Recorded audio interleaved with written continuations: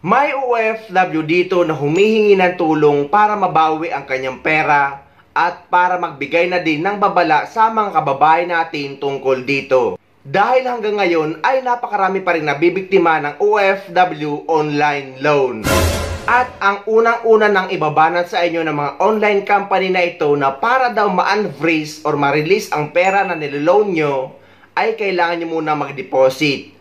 At yung i-deposit nyo ay madadagdag na lang sa pera or amount na ilo-loan nyo na ibibigay daw sa inyo. Habang pinapanood ko nga ang video na ito ay parang napakasakit sa dibdib. Dahil paulit-ulit na nag-send si kabayan ng malalaking amount para daw ma-release ang pera na nilo-loan niya. At paulit-ulit naman siya nagpapaloko. Guys, paulit-ulit na nagpapaalala ang kinauukulan or ang mga kapulisan tungkol dito. Na once na humihingi ng bayad o humihingi ng advance payment ang mga online loan company, ay scam yan. Bakit paulit-ulit pa kayong nagpapaloko? Po, humingi pa ako ng tulong para mabawi po yung pera ko. At mababalaan na rin po yung iba nating OFW na kababayan ko dito sa ibang bansa. Uso po ngayon kasi yung yung online loan. Ngayon po, pa ako sa loan na Migrants Express. Nag-fill up po ako. Nagtingin din pa ako sa kung tunay po itong kanilang kumpanya po. Nandito naman po yung SIC number, tapos company name is Migrants Express Linden Corporation po. Ngayon po, nakapag-apply na po ako, tapos sabi nila mag-deposit daw ako ng 8,000 at yun po ay mag-a-add naman po yun sa mawi-withdraw ko. So sa madaling salita po, nagpadala pa ako ng pera through GCash po, 8,000 po.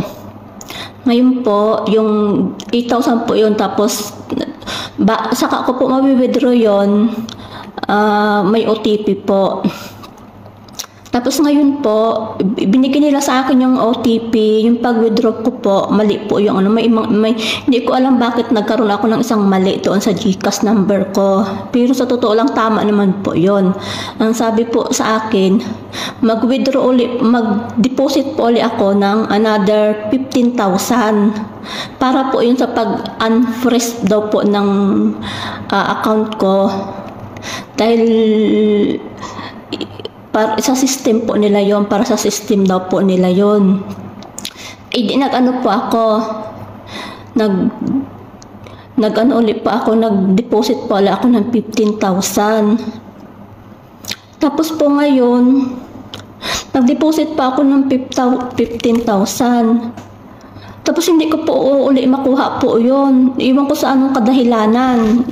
Ulit pa ako, nag-deposit pala ako ng 15. Tapos ngayon po, sabi sa akin, mag-deposit po ulit ako ng 20,000. Nag-deposit pa ako ng 20,000. Tapos para po sa OTP yon, para sa system daw po nila yon, pero a-add din po yun nila sa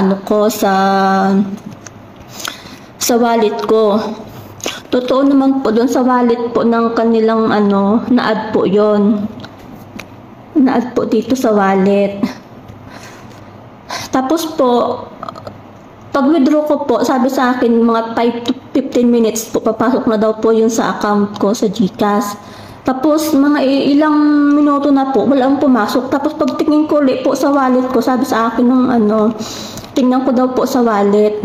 Sabi ko bumalik, tapos may po siya, may binigay ulit po siyang number na taga-finance po siya. Tapos yun po, nag-chat pa ako doon na pong nangyari. Sabi daw po ay na-over daw, kailangan ko daw bayaran yung tax na 16,000 mahigit daw po. Nag-react na po ako, bakit magbabayad pa ako ng 16,000? Ba't ako yung magbabayad ng tax? Sila nga yung nagpapautang. Sabi ko, hindi ko na lang po kukunin yung pera at ibalik ko na lang po yung diniposit ko na mahigit na sa 40,000 po. Yung po halos lahat po, deposit ko 2 buwan ko pong sahod yun. Tapos sabi ko, kung di nyo ibabalik yun, magrereklamo na po ako sa pulis. Sabi ko, ang sabi po nila, hindi daw ako papansinin ng pulis kasi may mga conversation daw po kami.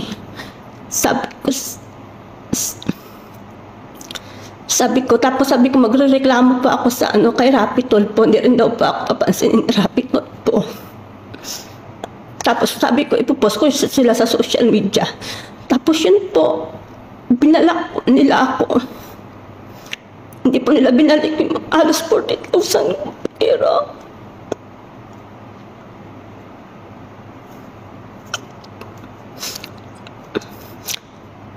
At least kahit hindi ko po makuha yung pera, at least nabalaan po yung mga kababayan na baka may mabiktima pa po sila. Naghihirap kami dito sa ibang bansa, tapos sila kukunin lang nila basta-basta. Yun lang po, sana po mabigyan nyo ng action.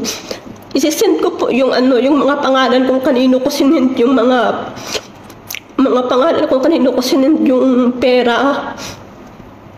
Yung mga nila, yung mga kasabwat nila. Yun lang po. Maraming salamat po. May isang OFW nga din na nag-message sa akin na na-scam din siya ng parehong modus. Guys, basta inuulit natin na kapag ang mga online loan ay nag-a-ask or humihingi ng pera or advance payment para daw ma-release ang pera na niloloan nyo, ay scam yan. At walang mga legit online company at kahit mga bangko ang mag-offer ng napakalaki agad na pwede nyong ma-loan. At magbibigay lang daw kayo ng 15,000 ay marirelease na agad. Walang ganun guys, lalo na kapag online. 100% yan ay scam. Ang isa pa sa maiinis ka kapag may nag-post na nagpapautang kuno online, ay napakarami ding mga OFW ang interesado at gustong-gustong umutang. Basta pagdating sa utang ay nagkakandara pa ang napakaraming OFW. Masakit mang sabihin guys, pero real talk yan. At kapag binisita mo ang comment section ay napakaraming mga OFW ang nagko-comment doon at yung iba ay nagbibigay pa ng personal nilang impormasyon. Ngunit ang ending ay scam pala. Baka may mabiktima pa po sila. Naghihirap kami dito sa ibang bansa, tapos sila kukunin lang nila basta-basta. Yun lang po, sana po mabigyan nyo ng action. So ayun guys, sana may nakuha kayong idea at sana nakatulong ang video na ito sa inyo. At sa mga hindi pa dyan nakasubscribe sa channel ko, please don't forget to subscribe my YouTube channel and please click the notification bell para lagi kang updated sa mga upcoming videos na gagawin ko tungkol sa mga updates sa ating mga OFW. Mula dito sa Dubai, maraming salamat. See you next time.